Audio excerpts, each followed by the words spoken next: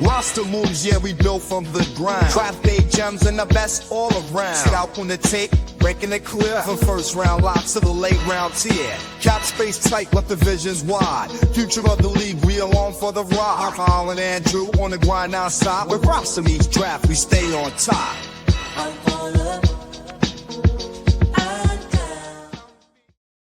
Hey, welcome back to the Draft Fellows podcast. My name is Andrew Burdick. That is Kyle Fellows. Together, we are the Draft Fellows. Make sure you follow our channel on YouTube or check out the audio version on your favorite podcasting platform. Kyle, how you doing? I'm doing really well. I'm excited to record this podcast with you. If you're a regular listener, you know that we usually we sound like relatively good. Today we are off to a rough start. Andrew's mic we don't understand it. It's doing weird things. It might as well just have gotten off the desk and wandered away. We don't understand why it's being so weird, but we just decided, you know what? We're going to do the best with what we have because we've got some incredible content for week 2 that we want to get to, and we're just going to get this recording in here. But Andrew, how are you other than being incredibly frustrated with the stuff that's in front of you right now? Yeah, usually pretty good at figuring out AV issues. Tonight, not so lucky. So I do apologize if I'm a little tinny, but we're here. We're here. We have a lot of good football to talk about. We do. And week 2 of the NFL was the perfect mix of entertainment, chaos, gut punches, especially if you talk about some injuries that happen. And we're here to talk about all that. But first, we wanted to mention a few of the college ball prospects that caught our eye over the weekend, for good or bad. Last week was highlighted by Arch Manning, Sawyer Robertson. We talked about those guys, 2 QBs who have been creating a lot of buzz for different reasons. Today, we got a couple more names for those of you who are already looking ahead to the 2026 NFL draft. So let's just jump into those names right now. Yeah, I'm going to go a little bit off the beaten path and go with Texas A&M wide receiver Mario Craver. He's a transfer from Mississippi State.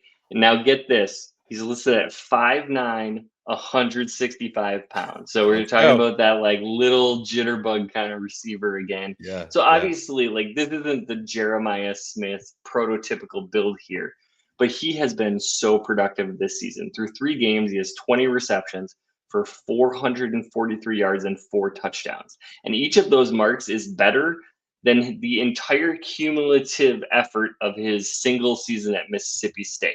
So true sophomore, he is off to an electric start at Texas A&M.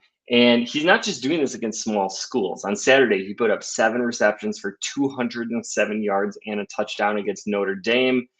Now, this is not a 2026 eligible prospect. So we're getting a little ahead of ourselves. Okay. All right. To do. But this is a fun player to watch in college football over the next couple of years and could be another weapon to add to an already exhilarating 2027 wide receiver class, which is, of course, highlighted by the likes of Jeremiah Smith and Ryan Williams.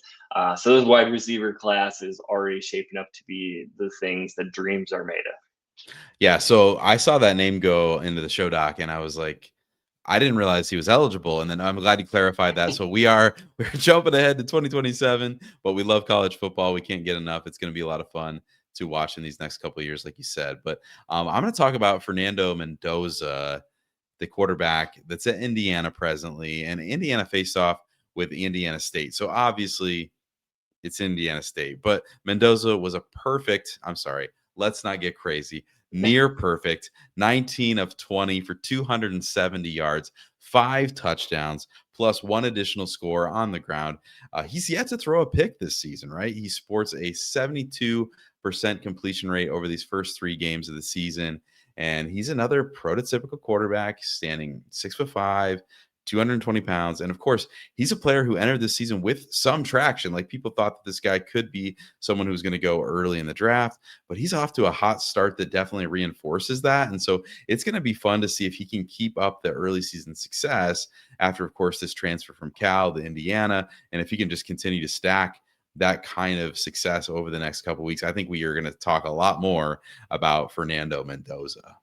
Yeah, Mendoza was on the list of players. I think I had 7 or 8 quarterback prospects that I previewed coming into the year, and Mendoza was on that list, somebody that has a ton of upside. Looked really, really good at Cal, wasn't necessarily surrounded by the best supporting class, but that Indiana Yeah. offense, which was humming last year, Hmm. off to an even faster start. And Mendoza certainly gets a lot of credit there. He's somebody that I had identified as like maybe this guy's a day two pick, but with like a really strong performance throughout this 2025 college football season, I thought could propel himself into the first round conversation. And things are trending in the right direction already. So good call out there by you. Now transitioning over to some rookies who made a big impact in week 2 of the NFL season. And I wanted to kick things off with cornerback Will Johnson of the Arizona Cardinals. Johnson, coming out of Michigan, was my number 2 ranked player in the entire draft. And then he slides to the second round because of injury concerns, but he's been healthy for Arizona thus far.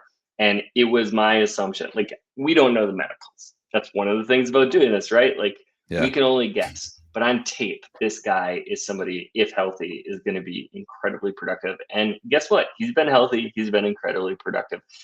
Pro Football Focus has him as the 19th best coverage corner in the NFL so far. He wasn't as good in week 2 versus I wrote down the wrong team that Arizona played as he was in week 1 against New Orleans, but he's off to a phenomenal start to his career. And he's a really key component to a vastly improved Cardinals defense. They invested everywhere in free agency and the draft to improve this defense. But corner, they were going to look a little rough if they didn't have Will Johnson there, or if Hmm. Will Johnson didn't get off to a fast start, but he has, and that has really helped propel this defense forward. So really, really fun start to his career. So funny. Like I saw like that he was doing really well, and I was just like, how long is it going to take before Will Johnson makes it into our show? Because I know how much you love Will Johnson, and I like Will Johnson a lot too. But like you said, like the free fall didn't make any sense. The medicals just had to be this giant question mark. But good for Will Johnson showing up and being the player that we all really thought that he could be, because he has those traits. And here's to hoping that that success continues for him in his rookie year. I'm going to talk about Michael Williams, the edge player here from Georgia. And we knew throughout the draft process that San Fran needed help along their defensive line, not just on the edge, but also in the interior. And so it's going to be interesting what players they added, how they prioritized that. But Michael Williams was the high pedigree player who just really hadn't put it all together yet. Like there were those flashes, there were some injuries that slowed him. But he looked pretty put together in week 2. He recorded 5 tackles, 2 of which were for loss. He also generated 3 quarterback pressures and just looked pretty disruptive against both the run and the pass when he was on the field. He's still settling in out there. You can definitely tell there's, the down to down consistency is not necessarily there yet. That's pretty apparent. But if you're a 49ers fan, I think you have to be pretty encouraged with the solid start that Michael Williams is off to there in San Francisco. Yeah, absolutely. That's a player that you would expect to have a little bit of a ramp up in the transition of the pros, but Hmm. instead is already probably much further along than we would have fairly expected. I'm going to go with New York Giants running back Cam Scatabo, and I figured it would be just a matter of time before we saw less of Tyrone Tracy Jr. and more Scatabo. And his line of 11 rushes for 45 yards and a touchdown doesn't necessarily pop, but it's the way he got those yards that's impressive. He looked powerful. Of course, we know this is a hard Yeah. nosed grinder runner, but he looks Yeah. really shifty. And I've been very impressed with what he's been able to do behind an offensive line that, like, in my opinion, is less than ideal. So I think we're just going to continue to see him get more work. He's really natural in the pass catching game. I think he's shown an impressive blocking acumen for a rookie so far. So I think we continue to see an increased workload and a lot of production for the rest of the season. Yeah, and I am slightly regretting some of my Tyrone Tracy fantasy football shares at this point that I thought maybe I got a good discount on. Should have seen the Cam Scatabo ascent happening a little bit faster maybe than I did, but good for him getting acclimated there in New York. I'm going to talk about Andrew Makuba, the safety with the Philadelphia Eagles. Makuba is a player that went earlier in the draft than I think Andrew or I thought that he would. So good for him on that. I thought the 3rd round was possible, but we talked about like should he be in our top 100 players predictively, Right. and I think we decided against it. But he went 64 overall in the 2nd round. Of course, Philly was able to use him this weekend as they defeated the Chiefs, and he was a big part of that success. his breakout performance included 6 tackles, a half a sack, and an interception of Patrick Mahomes, of course. He's still finding his way in coverage, but he has found plenty of ways to be impactful in just his first 100 snaps in the league. It looks like Philly might have found another really good player to add to the secondary, of course, in Philly there in this Texas Longhorn rather, in Andrew Makuba. Yeah, and sometimes you get an interception like Makuba had, and you're like, well, that was lucky. He Yeah, was right. just like in the right place at the right time. Travis Sure. Kelce, Yeah. Mahomes not on the same page, bounces right into his hands. But a lot of that's through preparation, right? Like Yeah. you're not in the right place at the right time on accident very often. Mhm. Sometimes you are, right? Keon Coleman's touchdown catch against the Ravens, that's just like, oh well, luck. Right. But for Makuba, like he's there to make a play on the ball and has incredible reaction skills to grab that. Really impressive stuff.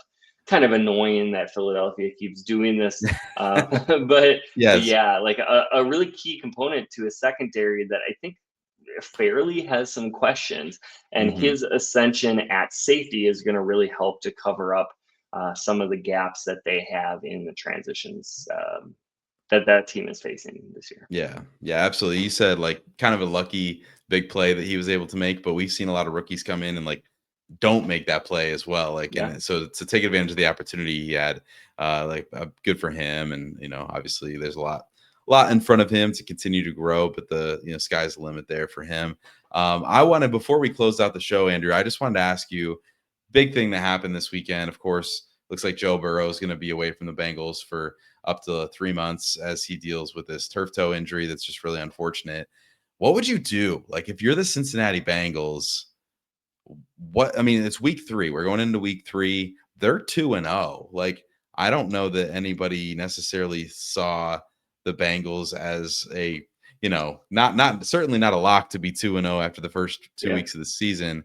What do you do? Like, the season's wide open. Like, you can take this as far as you want. Like, what's your answer at quarterback? Is it Jake Browning? Is it something else? Like, what are we going to do? Yeah, well, I think it's kind of a combination of things, right? Like, so if you want to bring in somebody, let first of all, I don't think cap wise Kirk Cousins works in Okay. Cincinnati. I don't think there's any way to fit that contract in. But let's say you want to go with like that veteran kind of guy, Jameis Winston, for instance. That's great. You can bring him in. Now, is this an offense that Jameis Winston has ever run? I'm not familiar enough with Yeah. like the history there to know if there's like a cousin of this system that he knows. But that you're talking about a 2 to 3 week process to get him up to speed. So Yeah. even if you were able to strike a deal for a player like that, then you're waiting for him to be ready. And in the meantime, what's that doing to Jake Browning, Yeah. who has been Right. preparing to be the backup for years? Mhm. Had a pretty good stint the last time, a year and a half ago, when he was forced into action. And now he's looking over his shoulder because he knows you just brought in a guy to replace him.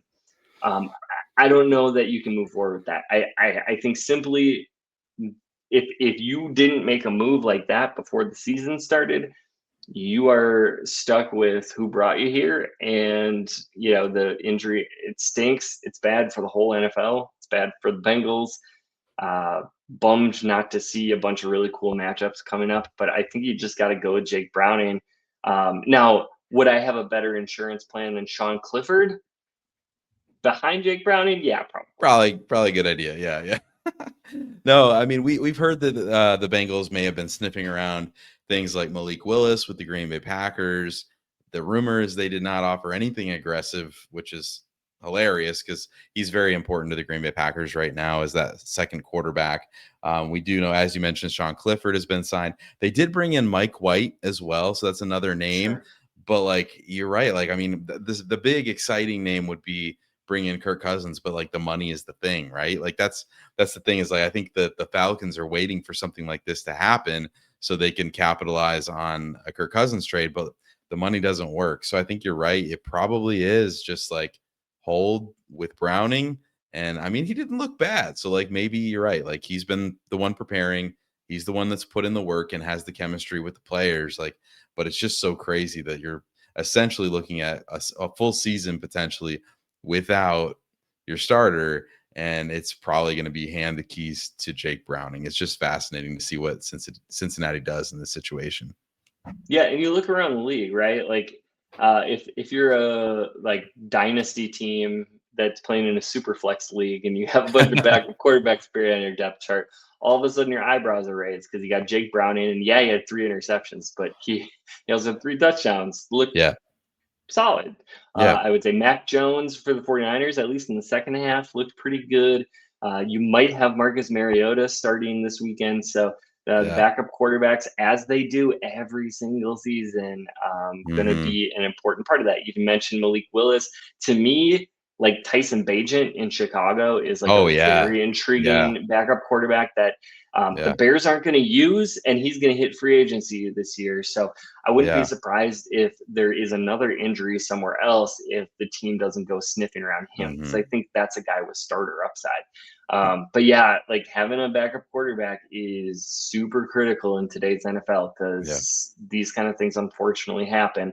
You don't expect it to be, essentially a season ender for a guy like Burrow, but those plug starts are going to be really important. And so now Jake Browning gets his chance, and he'll have the opportunity to prove if he can be, maybe a future starter somewhere else. Yeah, absolutely. And I think that's so true. Like, you look around the league, no one expects to be going into week 3 scrambling for a starter. And that's the reality of the NFL, is like, you've got to be ready to go. You've got to have that depth, because you might find yourself sitting at 2-0, no reason to count the season out, but now you're leaning on that guy who's your backup. So we'll be pulling for Jake Browning. What a cool opportunity for that guy. Hopefully, Burrow can get back and get right, because he's one of the guys that makes the NFL so fun. So lots of things happening already. It's just, entering week 3 of the NFL. So much drama, so much fun. But thanks for joining us for the show. Make sure you like and subscribe, and we will be previewing a lot more of the 2026 draft that is ahead of us in the coming weeks as we continue to watch college ball. Of course, we'll be keeping these week reviews coming your way as well. It's going to be a lot of fun. But from the draft room to the gridiron, the Draft Fellas have got you covered. Until next time, stay tuned and stay in the game. Yo, we break it down, strategy in the booth. Yeah, build a roster up, that's the ultimate truth. Brody get fellows, we breaking the lies. Yo, draft day, also watch these players strive. Hey, discussing picks, we analyze every skill. NFL dreams, we got that thrill. From college to the pros, we scout them right. Tune in to Draft Fellows, we light up the night. Football fans stand around for the show.